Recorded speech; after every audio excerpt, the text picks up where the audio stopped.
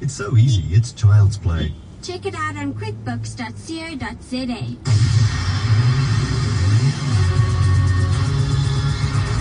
And it's around 15 degrees in Joburg. Good morning, I'm Tsulu Mashishi. A young Christian man is taking a stand against forced traditional circumcisions. Bongani Yamani wants the court to force his father, traditional leaders and government to apologize to him after he was forced into it despite already having undergone the procedure in hospital. He objected to going to the initiation school because he believed the tradition to be inconsistent with his religious beliefs. Instead, he went to the Frere Hospital to be circumcised by a doctor. But his father and 10 other men abducted him and took him to a traditional surgeon. The Justice Alliance of South Africa's John Smythe, who's helping Yamani with his case, says the young man is not asking for damages. Only asking for an apology from the traditional chiefs, and so far as his father goes, he's simply asking for a declaration that what was done was unconstitutional. The Netcare Group says many of its hospitals have not been spared from the continuous power cuts. The Netcare Pretoria East, Linksfield and Sunninghill hospitals have been the hardest hit, with some experiencing blackouts more than once a day. While these facilities are equipped with emergency generators, many elective surgeries are being cancelled due to the risk of operating using backup power. Here's Netcare Hospital's Peter Schilder.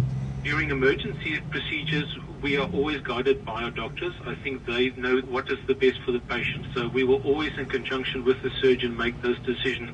Flooding remains a big concern in Gauteng, with persistent rain continuing this morning. Yesterday, 160 flooded houses in Mamelodi, east of Pretoria, were evacuated. But forecaster Louis Fernandez says conditions should change later today. As the day goes on, we do expect some clearance to take place. We're still expecting some showers to continue into the afternoon. Temperatures will be warming up slightly. Johannesburg, a maximum of 24. With just 8 days to deadline, the South African Revenue Service says more than 1 million taxpayers have been registered online. Internet users have until the end of this month to submit their returns electronically. To date, the taxman has received more than 3 million submissions since the start of the 2007 filing season. SARS Adrian Lekay says they have experienced some challenges with the new assessment forms introduced last year. We had to send back more than 400,000 where taxpayers got it wrong or made errors or did not sign the form or did not complete the different fields correctly. And finally, who is the sexiest man in South Africa? The winner was announced at a spectacle in Joburg last night. Belita Levine was there. He's a model and businessman, but most will know Janus Tabiran as the DIY expert from Top Billing. Now he can add the title of sexiest South African man under his handyman belt. Other hot favorites included super fit Ray Netlin and Oscar Pistorius, who are both training overseas, and talented musician Jacques Terblanche. Benita Levine, 94.7 Eyewitness News. All your financial indicators are coming up in the Money Minute just after Eyewitness News. Traffic news. In Bedford View, a motorcyclist has been knocked down on the N3 North just before the Gillilis interchange. And in Midrand, a vehicle has overturned as well on the N1 North just after Allendale. Van Heerden gets an 87th minute equalizer for Bafana Bafana as they draw 1-1 with Angola. India batting first in the fourth test against Australia, currently 185 for 4. And Maria Sharapova breezes into the Australian Open final.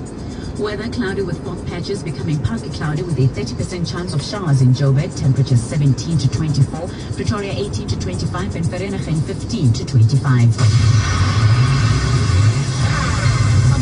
Money Minute now brought to you by Business Outsurance, the smartest investment you can make in your business's future. Morning, Craig. Hello, Jeremy. What was the action like on the JSE yesterday? Well, it was another incredibly volatile session. The all share ended the day down by around 1%.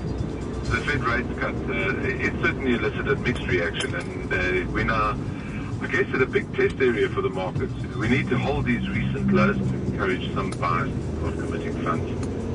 I think the sell-off was not really seen as a major surprise, and asset managers, I think, should have been on the defensive. So, they should have funds for allocation. If we can get some stability, it may be a reasonable base to work with. But I stress that the risk to the downside will loom large, not least of all locally. We really don't know the impact of the blackouts. How about the international markets? Much of the same story there, extreme volatility. We had the Hang Seng posting its biggest ever one-day points gain. Europe started to the upside, but there was disappointment that the ECB, that's the European Central Bank, never followed the US's Fed lead in dropping rates.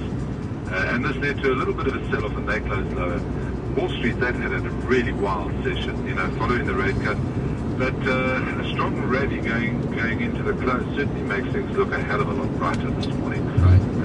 Some other good news is a dollar plus drop in the price of oil. Let's go through the indicators. Rand at 7 Rand and 6 cents to the US dollar. A euro will cost you 10 Rand 32 and a pound 13 Rand 80. Gold, that's trading at $891 an ounce. Dow closes up by 299 points at 12,270. Nasdaq was up by 24 points at 2316. In the Far East this morning, the Nikkei currently up by 254 points. Hang Seng up by 745. Quote for today. Freedom is never letting your fears stop you from following your dreams. Thank you, Gregory. Necessarily. Bye. Your Money Minute brought to you by Business Outsurance, the smartest investment you can make in your business's future.